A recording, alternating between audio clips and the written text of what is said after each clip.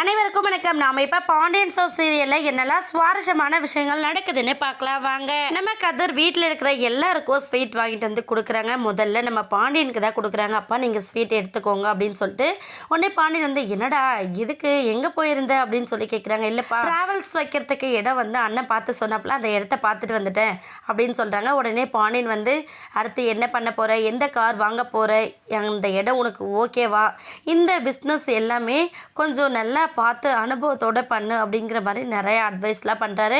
பண்ணிவிட்டு என்ன பண்ணுறான்னு சொல்லிட்டு பார்த்தீங்கன்னா ஸ்வீட் எடுத்து குடும்பமே சந்தோஷப்படுறாங்க.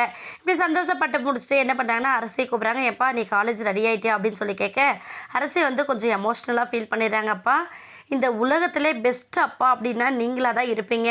என் மேலே ரொம்ப கேரிங்காக இருப்பீங்க. அதே போல் இந்த உலகத்திலே ஒரு பொண்ணு இப்படி இருப்பாங்களா யோசிக்கிற அளவுக்கு நீங்கள் பெருமைப்படுற அளவுக்கு நான் நடந்துப்பேன். நீங்கள் ஒன்றும் கவலைப்படாதீங்கப்பா அப்படின்னு சொல்கிறாங்க.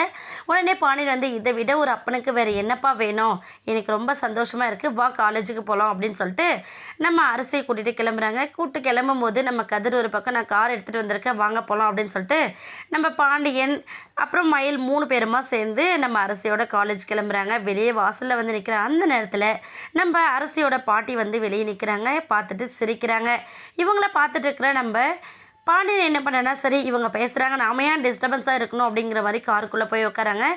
பாட்டிமா என்ன பண்ணுறாங்கன்னா எங்கே கிளம்புறா அப்படின்னு சொல்லி கேட்க நம்ம அரசி வந்து பாட்டி நான் படிக்கிறதுக்கு போகிறேன்னு சொல்கிறாங்க. பாட்டி ஒரு பக்கம் எனக்கு புரியல என்னம்மான்னு சொல்லி கேட்க உடனே அரசி வந்து நான் காலேஜுக்கு போகிறேன் படிக்கிறதுக்கு அப்படின்னு சொல்கிறாங்க.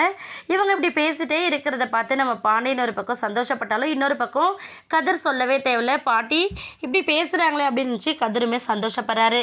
இப்படி இவங்க எல்லாரும் நினைக்கிற அடுத்த செகண்டில் நம்ம குமார் வந்து நிற்கிறாரு.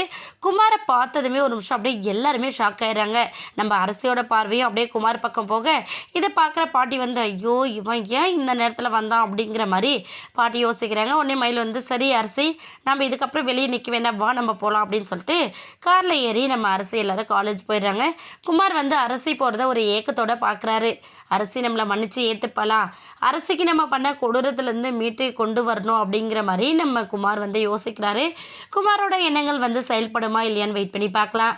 இந்த வீடியோ உங்களுக்கு பிடிச்சிருந்தா மறக்காமல் நம்ம சேனலை சப்ஸ்கிரைப் பண்ணுங்கள். தேங்க்யூ.